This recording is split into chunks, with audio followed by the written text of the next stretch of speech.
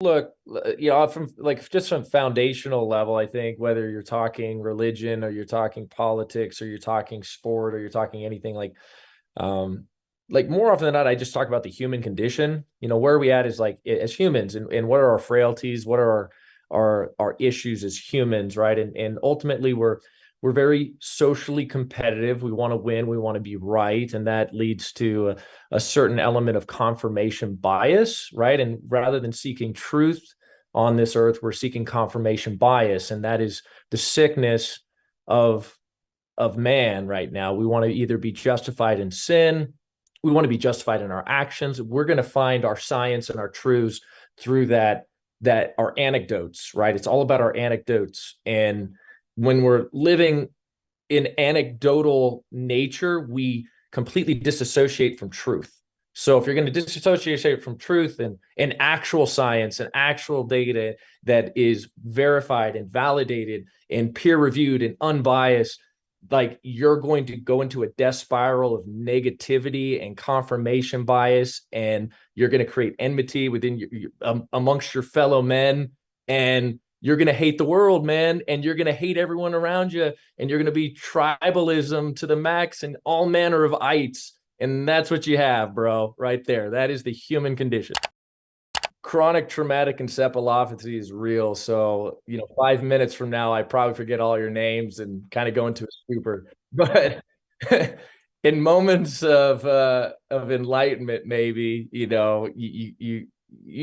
ultimately you want to find truth, right? Like if you can disassociate yourself from your emotional state, which, humans were emotional, right? It's very hard to be practical, pragmatic, and honest with ourselves and like introspectively evaluate who we are and what our human, what our human frailties are, and what we're seeking, right? But if one of the biggest issues I have in any one of these the issues that we face in our modern era is that people would rather be right than to find truth. And I don't know how to circumvent it. I don't know how to convince or to persuade. Like maybe it's just through love, right? It's just like you try to love them as much as possible and give them as much information as possible, and then through their experiences, hopefully failures and successes in life, they come to truth. And but yeah, we're living in a world in which we have absolutely no freaking adversity. I hate to say it, like there's no adversity. Like we live in a life of affluence, especially in this modern world, the United States of America. We're so blessed. Like, Warren Buffett talks about hitting the ovarian lottery. Like I feel like I hit the ovarian lottery in so many ways, and I'm grateful for that. But um, at the same time, you're like, well, how do you create adversity and to give yourself perspective so you can experience the spectrum of bitter and sweet and just those opposite emotions that bring you back to homeostasis and true like perspective.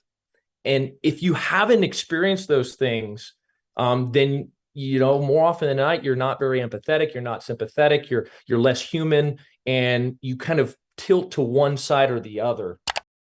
I no, I just think that you have to realize, like, you take each human for what their collective anecdotal experiences are in life, and then you can diagnose why they are the way that they are through those anecdotes. I mean, it's fairly simple. Like, what culture were they brought up in? What experiences they had? Did they grow up, forced to be an introvert, not due to their own choice, but due to the fact that the culture in the home that they were brought up in and the genetic and chemical predisposition for maybe core competencies and talents. Like all of us have different talents, right? Everyone has different core competencies.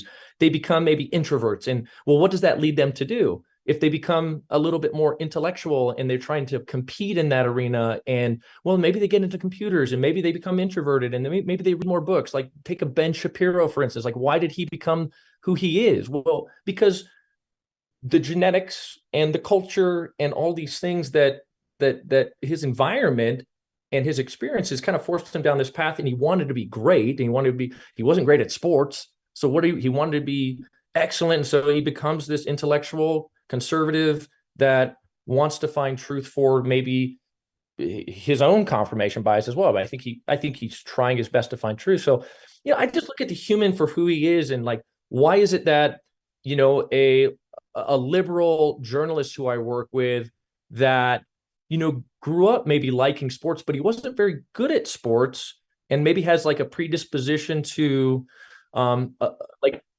no, not even that. Like, they're more feminine, and he's more feminine. He has feminine traits because maybe he has higher levels of estrogen, but he always wanted to like be the athlete. So he reverts to journalism and says, you know what, like, I still love sport and I want to be involved in it. And because of his education, higher level of institution of higher learning, he gets into a very liberal mass communications degree, and he surrounds himself with other individuals that are liberal and have maybe certain like-mindedness and certain experiences. And then, he gets out into the world and he wants to find certain stories and certain maybe elements of, like, let's say, the BYU story of F the Mormons. Well, maybe he wants to justify the fact that Mormons are anti-LGBTQ, and he kind of maybe identifies that way as maybe has some same-sex attraction, or maybe he feels like he's born into a different body because he feels more feminine. You know what I mean? And so he's like, well, down with the Mormons, F the Mormons, right? Like, so like, I want to put myself in their shoes and understand why it is that they feel that way and why they've experienced it. And I can come to a conclusion. It's a logical conclusion of it. Okay, I understand. And that's all I really want. Like, I want to understand where they're coming from, and then hopefully have a conversation. Because if we are able to have very difficult conversations about this without getting emotionally distressed and emotionally just bought in, like, you're immoral. If you take that stance, you're immoral and you deserve to die. Or if you take that stance, you're going to kill people because we're all going to commit suicide. Like, you can't hold, does that make sense? Like, you can't hold people hostage if you don't want maybe a male who identifies as a female to compete with other females, right? And well, if you don't allow that female or that male who identifies as a female to compete against other females and beat them, then they're going to be depressed and they're going to commit suicide. Like, I understand like what that why kind of they kind of revert to that emotional extremism, but is that fair for the other side? That's like, whoa, like, how is that logical? How is that fair for you to be able to do that, to hold us hostage for a very, it's a difficult, situation, because I feel for those that feel ostracized, feel like they are completely disassociated from the general culture, the general society in which they live in. So I don't know. I want to understand exactly where they're coming from, and then hopefully have conversations that can lead to enlightenment. But the only way that they're, certain people will open up to those conversations, whether it's political or theological or, any sort of sociocultural issue, is if they know that you care about them and you both want to come to truth. If either one of them doesn't want to come to truth, then you're screwed. Like, it's confirmation bias, right?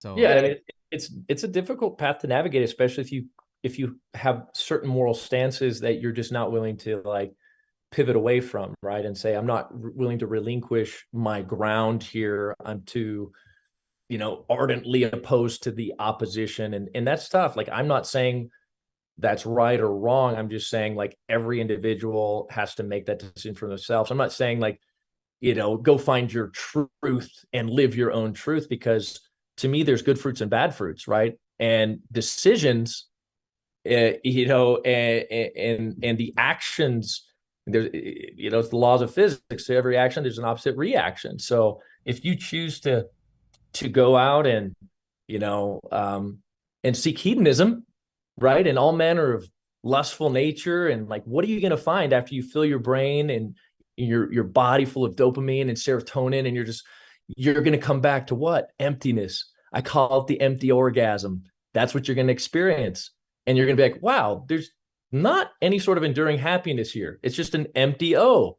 Like that's what, if that's what you seek, and you become a transactional human being where it's just, I economically get something from you, and it's all about me. It's all about hedonism and pleasure and dopamine and serotonin and just, Phrase it. I really like that phrase, becoming a transactional human being, because I feel like that's more and more what our society is pushing people to be like.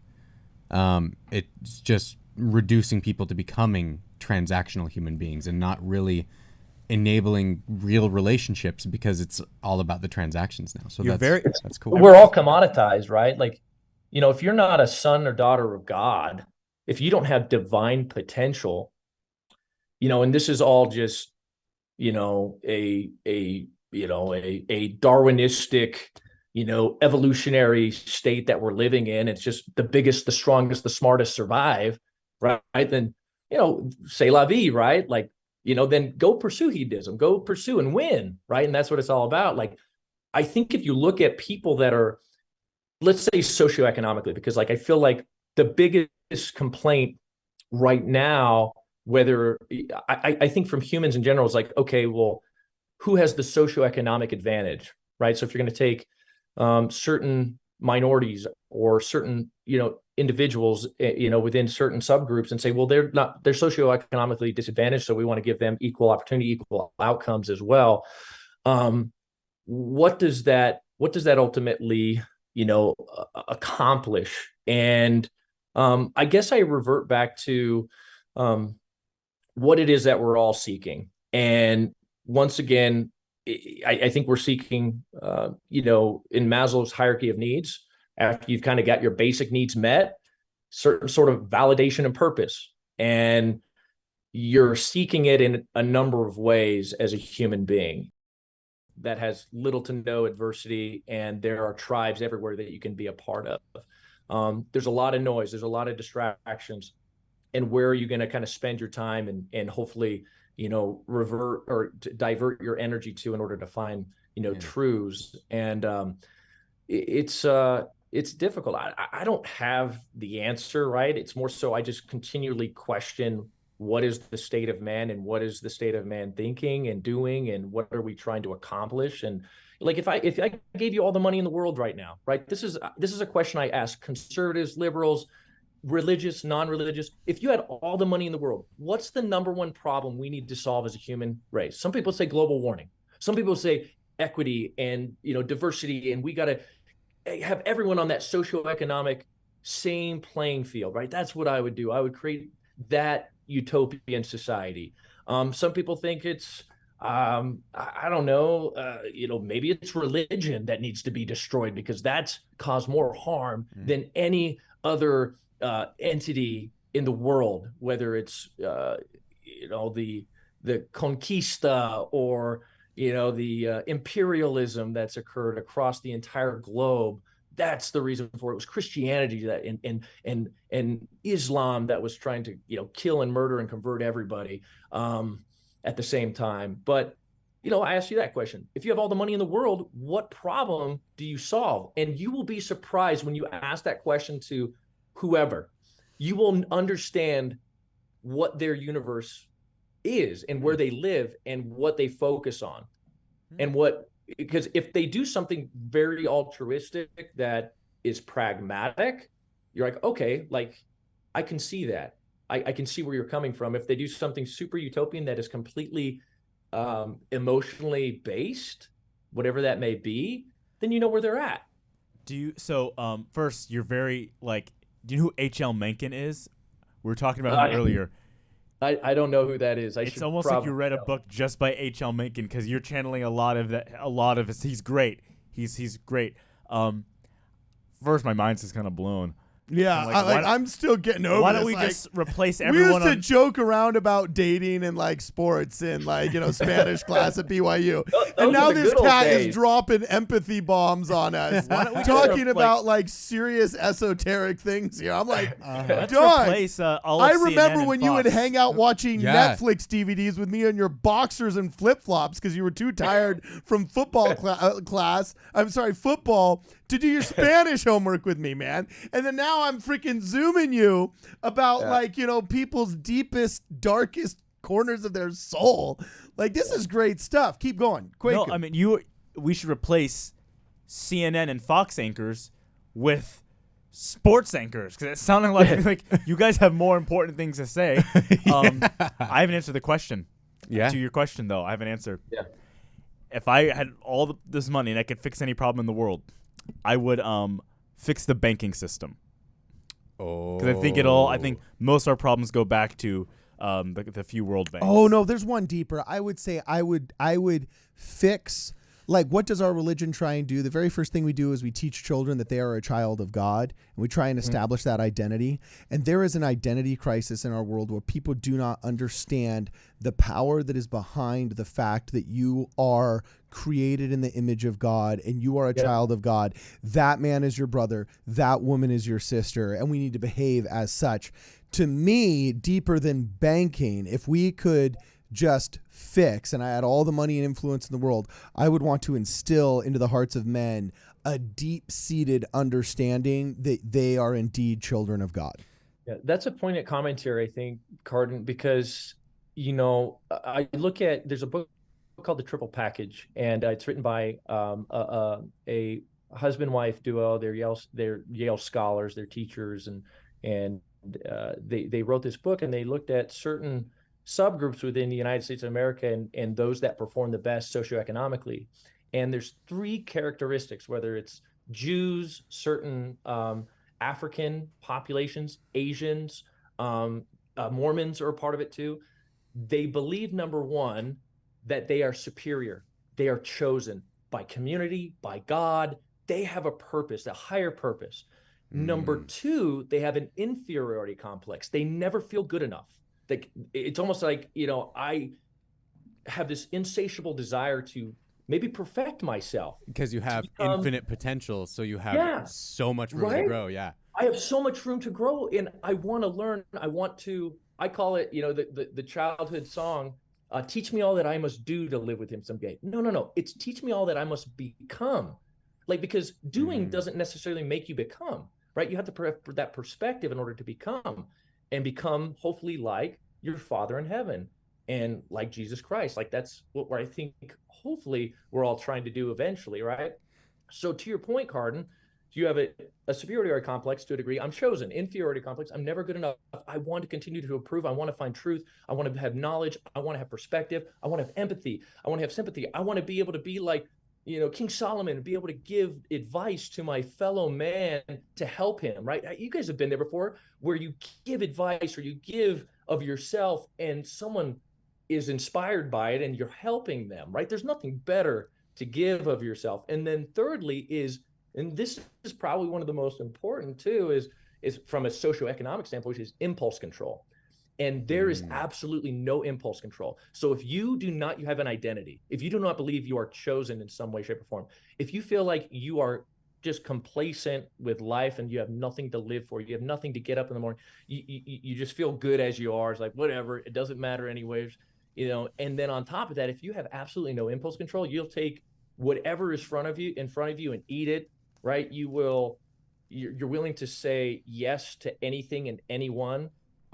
And you're not able to say no now for a greater recompense later, you are going to be in dire straits as a human being, and you will not progress, right? So that culture that can be, to a certain degree, and maybe the wrong word is inculcated, but to a degree, I would like to inculcate that into the human race of you are chosen, you have divine potential, whether you believe in Allah, Christ, whether you follow Buddha, whether you follow any one of these very inspired men who I believe are prophets, and I believe Muhammad is a prophet, I believe Joseph is a prophet, I believe Buddha is a prophet. Like, I believe that. Some people be like, oh, excommunicate Criddle, like he can't go to the temple. I'm like, no, man, these are inspired men. Like, I mean, they the prophets have agreed with you. They've said this. yeah, Yeah. you know what I mean? Like, I believe that You can get excommunicated from all the Karens at church just fine. You won't miss them. You know what I'm saying? Like, they're the only ones pissed off with what you said. So anyway, keep going, bro. Yeah, no, but like, if you can instill in that, like, you'll create a much more, in my opinion, much more optimistic, glass half full human race that is appreciative and grateful for hopefully the life that they have the opportunity to live in this temporal state. And look, as I said, I hit the ovarian lottery. I have, as far as adversity goes, little to no, like, there's no reason for Ben Criddle not to be successful, to not to go out there and find truth, to not work his tail off, to not put forth every effort to become the best person that he can be. Yeah. What instilled that in you, and how do we repeat that in the society at large? Man, I just try to take my own anecdotes. I think I look at, because you mentioned the ovarian lottery, and I'm sorry if you're trying to gain like, wealth this is how I view it. Okay, I was born, in the United States of America. Automatically, if you were born in the United States of America, you have an opportunity. So let me break it down like this, just socioeconomically. So if you make $45,000 a year, okay, you are in the 95th percentile of all earners in the entire world. The world. Okay, so entitlement in the United States of America is at an all-time high amongst my generation, amongst the next generation, and the next generation after that, right? So 45,000, that's ridiculous, right? It's like, that's not that much money. But 95th percentile of owners, but we have absolutely no perspective of that, because we, maybe you serve a mission, but it doesn't really hit, right? It may or may not, depending. But like, we just don't know maybe, what the reality of this of our state is. Do you know what it takes to make $45,000 a year? There's three things. It was a Bloomberg study. Oh yeah, you have to graduate from high school.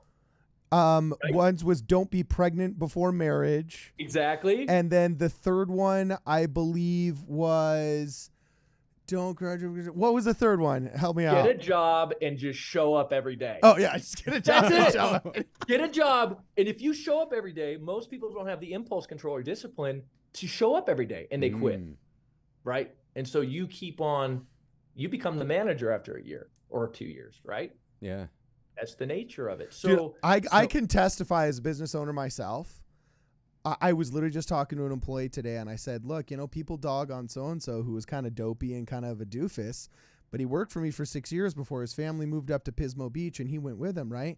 And if I had 10 of him, I could build $1 billion company, because he would just show up every day, and he wasn't the best at his job. In fact, to be honest with you, he was kind of inefficient at his job. He wasn't the greatest employee when it came to actual talent, but because he was there and would be present and wasn't calling in sick, showing up because, Call of Duty 7 came out, so I need a 48-hour binge. You know what I'm saying? All that other stuff. He would just come in, punch in, work his 8 hours. He was my most overpaid, he was my star employee, not because he was a star, but just because he showed up. Nothing special about him, literally at all. But what are you gonna do when he watches this episode? I didn't name names. You know what I'm saying? I didn't name names, but it's like, seriously, like, he's to this day one of my favorite employees, simply because you're right. He graduated high school. He didn't become a parent before wedlock, and he just showed up every single day.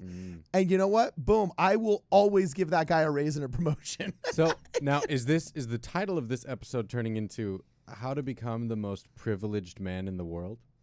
Yeah. No, what we're no actually, I've been writing down thumbnails, and so far it's Ben Criddle blows our mind. Ben Criddle on how to find happiness. The importance of divine origins. See, though, I'm if I can, though, go ahead. Oh, Sorry. I think I brought up the banking because I think all of these problems come down to the fact that money is basically the god of this world, and everyone's identity is really based upon See- the class that they're in. Yeah. And so if you grow up in in a townhouse in San Francisco, you're almost definitely going to have a very certain political view, a very certain social view, and you're going to view the world through a very specific lens than if you grow up in a trailer park in Alabama. And this is all money. So I think so. To answer the question that you asked before, by the way, And then I got a question for Mr. Criddle after you. Okay. So the thing I would fix, rather than banking or just the instilling in people that they are a child of God, I would just fix the education system. And I think that if So you would allocate resources to the education system. yeah, and fix the education system so that it is no longer the mess that it is right now, so that people do understand how the monetary system works. Because you don't need to restructure that entire thing if people just understand how it works and don't become there are things I cannot say. Yeah, that I but cannot see, say on here's air. the thing, though, is that like, see, all of these though are secondary and tertiary in my mind, because I think yes, there's practicalities about, especially debt, that need to be instructed. I think you should be able to go to leave high school unless you can balance your own checkbook and you understand what compounding interest does, and you can change a tire on your car. And yes, these are all like practical things, but deeper and below that, there's a reason why Satan went after prayer in schools and religious education first. That's why I would like fix there's it. a reason. Well, yeah, like we need religious instruction in this country. We need truth. And the reason why you need it though is because our bodies, and Dennis Prager says this a lot. He says, I've never argued about the existence or nature of God as much as the importance of having God in the societal construct. Because our bodies are designed to worship. If you don't think we're designed to worship, go to the Apple store the day the iPhone 17 is about to come out. Okay, go to Comic-Con, go to the movie theater before the next horribly woke disaster of a Star Wars film comes out. There's still a million people dressed as stormtroopers and Baby Yoda holding out for something big and beautiful, as much as religious zealots would wait for the Dalai Lama or wait for the Pope. Okay, so no matter what, whether we're secular or not, our bodies are designed to worship. And if we receive religious instruction first, especially a good basic Judeo-Christian religious instruction that says your primary identity is not your sexuality, it's not your skin color, it's not your IQ, it's not your sport, it's not your skill set. Your primary identity is a child of God. Then that base level in our brains that is meant to worship something gets filled with that. So that when addictions, vices, secular isms, whether it's feminism or socialism or capitalism or whatever ism comes along, we find ourselves upon a bedrock. And there's a reason why scriptures keep saying a bedrock, the rock upon which this foundation is built, right? We will have a foundation in which our principal value is something that cannot be taken away by a failure of the isms like socialism or capitalism, by a failure of our skill sets because we broke our leg or we became injured. You know what I'm saying? How many men, you know this better than anybody, Ben, how many of your athletic friends whose identity was their excellence in their sport, upon receiving a crippling injury, had no idea what to do with their lives and become addicted, suicidal, they go from being the star to all of a sudden feeling no self-worth because their entire self-worth was predicated upon physical performance. And when the physicality was taken away and they couldn't perform, they had nothing left. So that's why I say religious instruction is so important, because it provides like this big giant safety net underneath all these other things, your financial status, which yes is harmed by the banking system, or your knowledge and skill set, which yes is helped by our educational system. But when all of these things fail or something falls through the crack, there needs to be that safety net of child of God, or else somebody just descends straight into nihilism, suicide, depression, all of the above. And that's why we put that in the education system. Yeah, and we make it a religious education, right? Yeah. To your point, Carden, if I'm going to play devil's advocate, right, and those that go into the you are wearing a black shirt.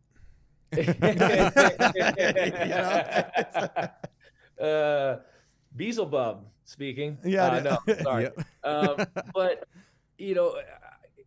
what are the the fruits of religion, and have they overwhelmingly been positive or negative since its inception, right? Whether that's Christianity or Islam or any of the major world religions, whether it's Hinduism, Buddhism, I think you can make the argument that Christianity and Islam maybe may have not been as fruitful positively as maybe Buddhism, right? And maybe I always, people ask me the question, if you weren't a Latter-day Saint, what would you be? I'm like, man, I kind of lean Buddhism because they're pretty peaceful and kind and, Yeah. and introspective, and they want to be one with nature and with the universe. Move to Los Angeles and meet different Buddhists, and you'll see. Yeah, you know what I mean? But like the idea behind it, right? Yeah. So, but going back to just imperialism and things of that nature,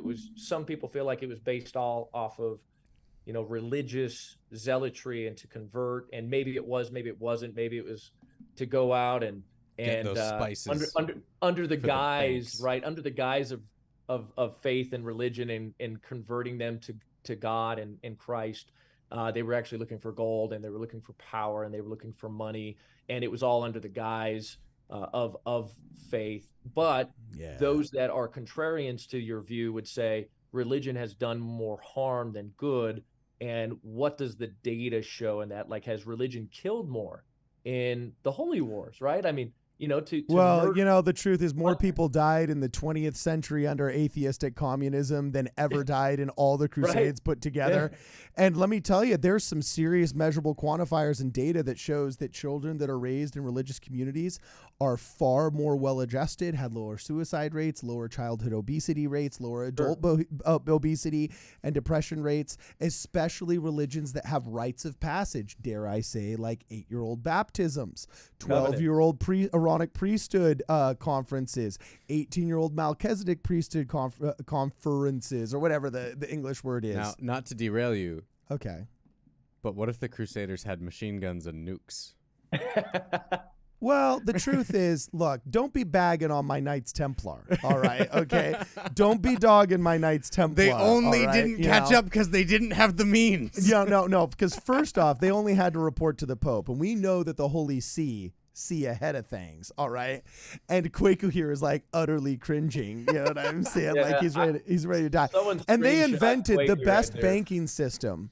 Actually, did you know, Kwaku, that your banking system was basically invented by the Knights Templar? Yes. When they Kwaku was very aware. When they first Hey, but dude, look, they had the Scrolls of Solomon, which dates straight back to the Old Testament, so we know it had to be good, whatever they were doing, dog.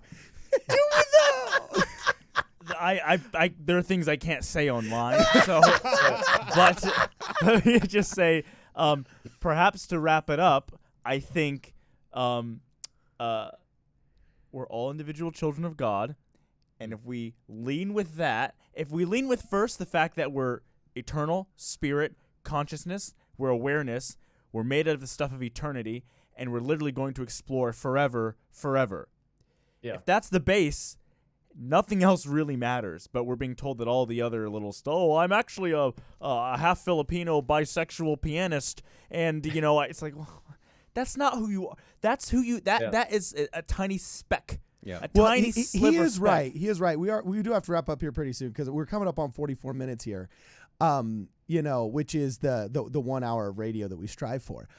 I do have one question before you go though, because like this was a crazy awesome podcast. I didn't even have a chance to do a sound check. I got to make sure we had the freaking sound going in the first 10 minutes of this, right?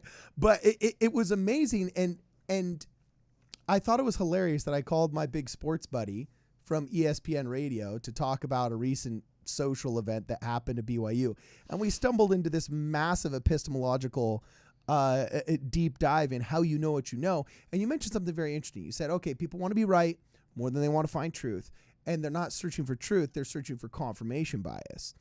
And I wanted to pose a question to you of, you're obviously very self-aware and you recognize, okay, am I searching for truth or am I finding confirmation bias? How can you tell the difference yourself between confirmation bias and truth?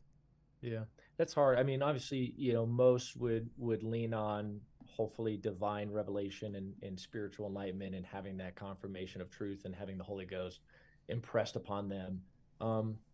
And I definitely want to lean on that. And I also believe that God is a pragmatic God. And I think by the fruits ye shall know them, not just with prophets, but with actions. So when Hillsong United gets together, instead of saying, my God is an awesome God, the Mormons, Ben Criddle's like, my God's a pragmatic God. I really do. Like, I think, whatever, I don't believe God's a God of confusion. Like, I think there's reasoning to why he does things. Like, Abraham and Isaac is an outlier. Everything else is typically with purpose and with insight and with like the best interest of the children of men. I think at Abraham heart. and Isaac still fits that mold. But yeah, sorry, continue. Yeah, but I'm just saying, like, just to be commanded to kill someone, you know what I mean? Like, whatever, like some arbitrary test of faith just for kicks and giggles. Okay, I see what Right? you're saying. Like, that's what I'm saying is like,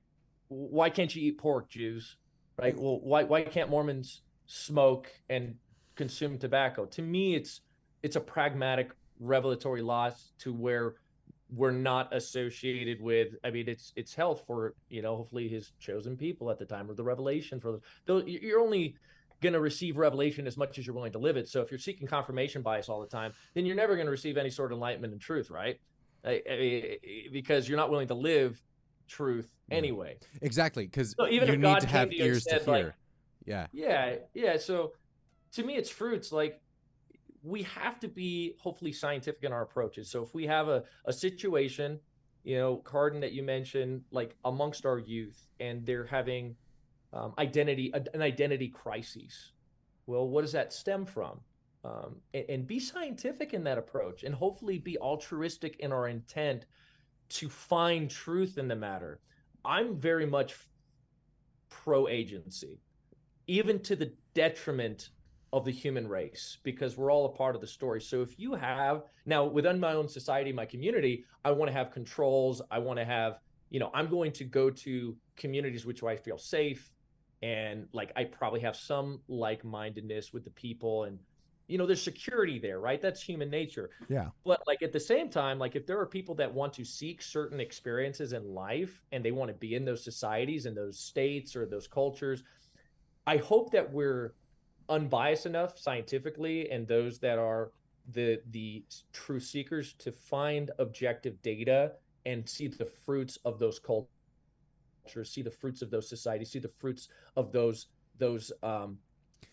actions. So if you're going to disfigure your genitalia in order to become something else, what are the repercussions of that long term? I hope we do it in a altruistic way. Maybe it's the greatest thing, but we don't know until we have people that are willing to sit down and truly introspectively, hopefully try to find truth, not only from the individual level, but from hopefully a scientific level.